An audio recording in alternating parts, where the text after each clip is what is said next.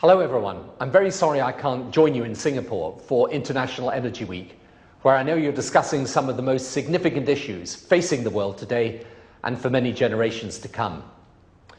I am of course referring to the drive to tackle climate change by getting the world onto a low carbon path whilst maintaining economic competitiveness and securing a steady energy supply for the future.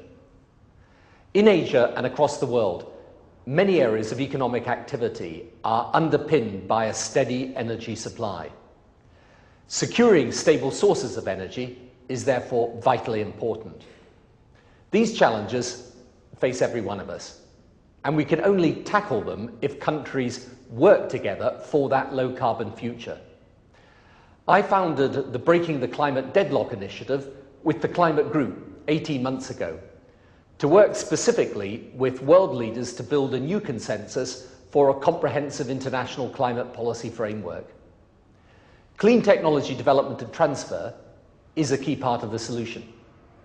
Major carbon emission reductions are achievable even by 2020 if we focus action on certain key technologies, deploy policies that have already been proven to work, and invest now for the development of those future technologies that are going to take time to mature.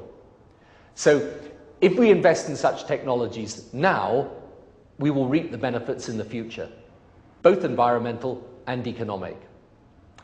Just as investing in electrification, railways and the internet led to economic growth in the past, I believe investing in clean energy can help reignite the global economy now and also help provide the energy security this continent needs.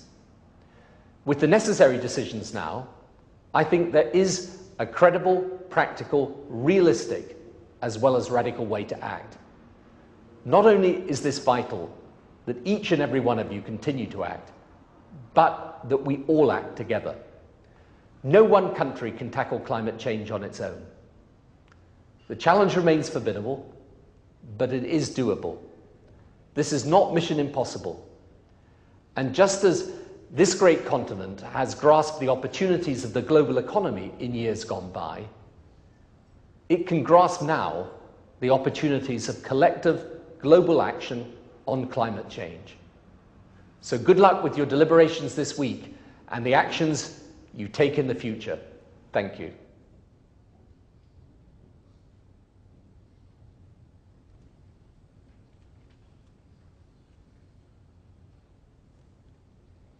I think Mr. Blair touches on some very critical themes there, just ahead of the Copenhagen climate change talks. And what really struck me from his address that you just heard was his optimism. The task ahead is formidable but doable, he said. Now, overcoming those challenges, no doubt, will be a topic of discussion that we will broach with Dr. Yergin later on this morning. But foremost amongst them, in my opinion, is the burden of responsibility on cutting those greenhouse gas emissions. Who carries the bulk? Is it the developed or is it the developing countries? And how do you achieve those cuts in greenhouse gas emissions without impeding economic growth, which is a critical issue for developing countries like China and India? But again, the task of policymakers in combating climate change is complicated by the overarching theme of the global economic environment. Yes, the message from APEC was that we seem to be exiting recession, but we're awaiting still a durable economic recovery. So, at a time when the economy is still fragile, will governments really want to commit right now to binding targets on emissions? Clearly, these are topics of debate that we can broach at our Q&A and with Dr. Yergin later on.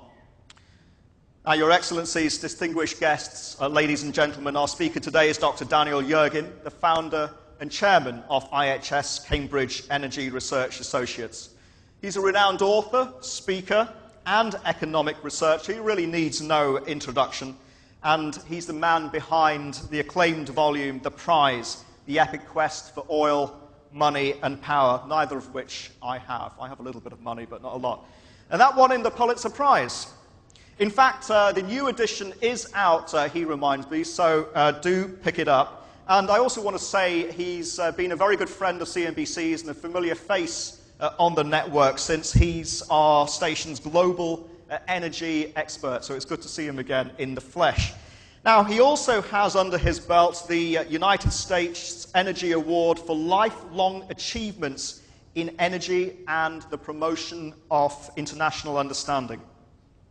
Your Excellencies, distinguished guests, ladies and gentlemen, without further ado now, please let me introduce and join me in welcoming Dr. Yergin.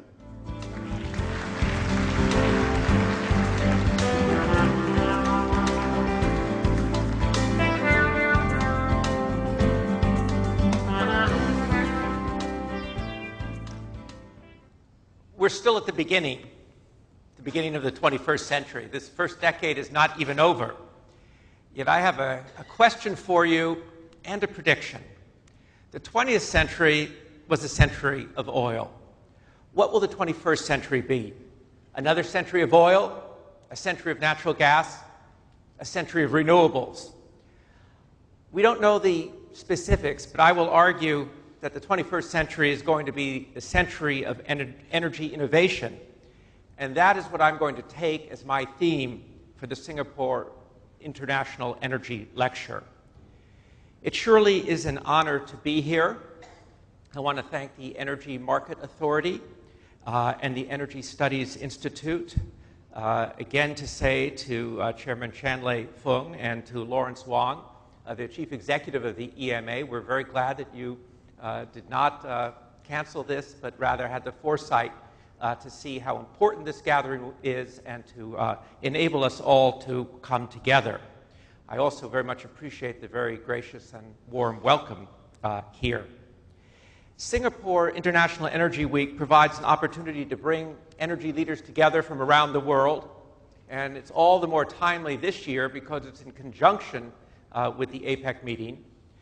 It demonstrates the growing weight of Asia in the world economy, and it demonstrates the regional and global leadership of Singapore and its proven track record of thinking deeply about the future, preparing for the future, and most importantly, acting upon that.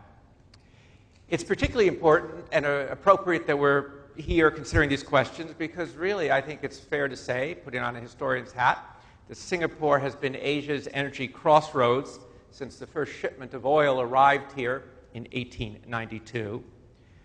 We're all very mindful, and it adds to my honor of being here, that the inaugural Singapore Energy Lecture was delivered last year by the Minister Mentor himself, Lee Kuan Yew, who admonished us to remember as a sort of fundamental principle, and certainly a man who sees fundamental principles, that we have to accept, he said last year, that we are all passengers in this common planet Earth, and that is our starting point. This also inaugurates the Singapore Energy Forum, which is formed by a partnership with the Energy Market Authority and the Government of Singapore and IHS-CIRA to foster informed and independent discussion on central issues facing policy and strategy for this region. It's an ongoing dialogue, and it will respond as issues evolve and as they unfold. And that certainly is the opportunity that's provided for us this week by the International Energy Week, as it embodies thought leadership on energy and seeks to bring together, as we've already heard, these two great themes of energy and the environment. But we realize that there's a third element. It's an element that's taken for granted in good times, but not in these times, not after the gut-wrenching experience of the last year and a half, and that, of course, is the economy.